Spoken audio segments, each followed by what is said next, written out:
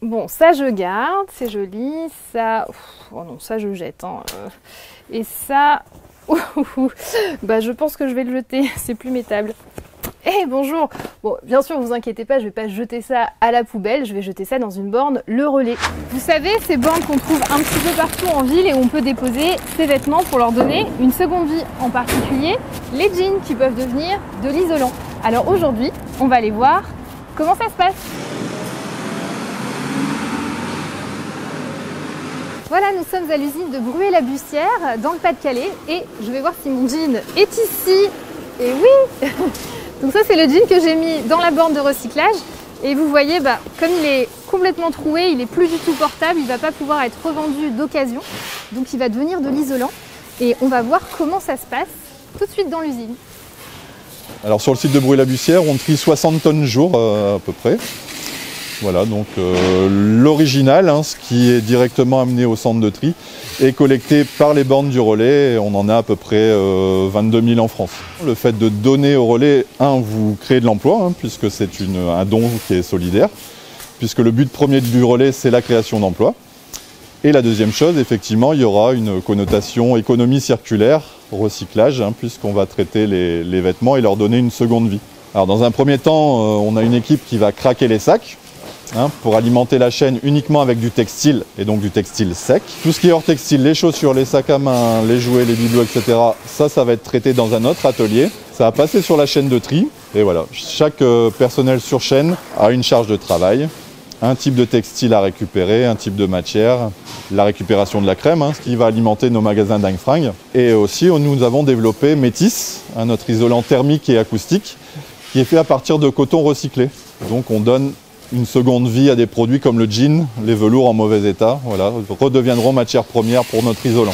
Alors voilà, mon jean se retrouve avec tous les autres jeans troués et abîmés qui ne peuvent pas être reportés pour devenir un isolant. Alors ça se passe dans une autre usine à 30 minutes de route. On vous emmène bien sûr. Nous sommes maintenant à Billy-Berclos. Alors les jeans que l'on a vus tout à l'heure qui ont été triés ont été effilochés, c'est-à-dire vraiment réduits à l'état de fibres. Et toutes ces fibres ont été ensuite compactées, compressées pour faire des grosses balles de 300 kg. Donc ça s'est passé juste à côté, à 300 mètres.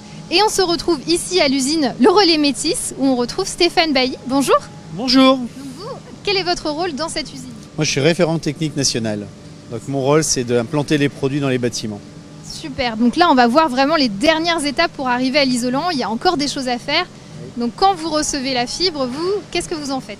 C'est ça, 85% de coton, 15% de polyester. On mélange, on fait un mélange homogène, ça arrive vers une nappeuse. On va faire une nappe, vous allez voir une belle nappe qui va se créer, qui va s'avancer. Cette nappe, elle va passer dans un four. On va donc faire thermofuser le polyester.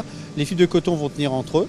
Et une fois que les fibres auront tenu, on va arriver vers les outils de coupe. Là, on va avoir des disques pour mettre en largeur.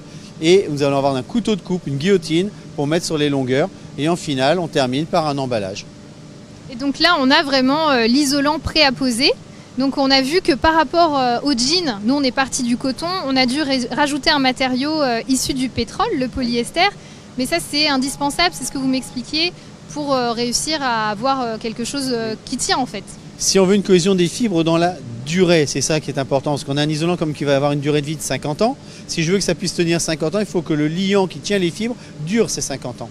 Alors c'est pas qu'on ne voudrait pas mettre un liant plutôt végétal, mais on n'a pas encore trouvé le produit idéal. On recherche, on est toujours en phase de recherche et de développement sur ce type de liant, comme par exemple aussi sur de baisser l'énergie de nos productions s'il le fallait, mais ce sont des phases de développement. On résume. Grâce au relais, ce sont donc plus de 2 millions de tonnes de jeans importables qui ne partent pas à la poubelle chaque année. C'est aussi 2200 emplois créés en France depuis 1984, principalement des emplois en réinsertion. Maintenant, parlons isolation. Est-ce qu'un isolant biosourcé et recyclé est aussi efficace qu'un isolant classique? Et d'ailleurs, quels sont les critères pour bien choisir son isolant? La plupart des isolants biosourcés ont une performance en hiver qui est similaire à leurs équivalents d'origine synthétique ou minérale. En revanche, là où ça va changer, c'est pour le confort d'été. On peut avoir deux produits qui ont une performance équivalente en hiver, mais en été, ils vont avoir un comportement différent vis-à-vis de la chaleur Et la plupart du temps, c'est l'isolant biosourcé qui va gagner le match parce qu'il va retarder l'entrée de la chaleur dans le logement. Les isolants biosourcés, ils ont plusieurs origines et ils ont plusieurs manières d'être fabriqués. Donc quand on regarde un isolant, on peut regarder plusieurs choses. On peut regarder si ça utilise ou pas des ressources naturelles. On peut regarder si ça utilise des ressources renouvelables ou non renouvelables. On peut regarder aussi où c'est fabriqué. Parfois, il vaut mieux un isolant biosourcé qui a peut-être un processus de fabrication moins bon, mais qui est fabriqué juste à côté de chez nous, plutôt que d'aller prendre un produit qui est parfait, mais qui est fabriqué à l'autre bout de la France. Les isolants biosourcés, il y en a plus de 20 différents. Alors juste en famille, hein, sans parler même de marque, mais il y a déjà plus d'une vingtaine de types d'isolants biosourcés différents. C'est bien de regarder dans la palette des isolants biosourcés pour aller chercher ceux qui sont le plus pertinents.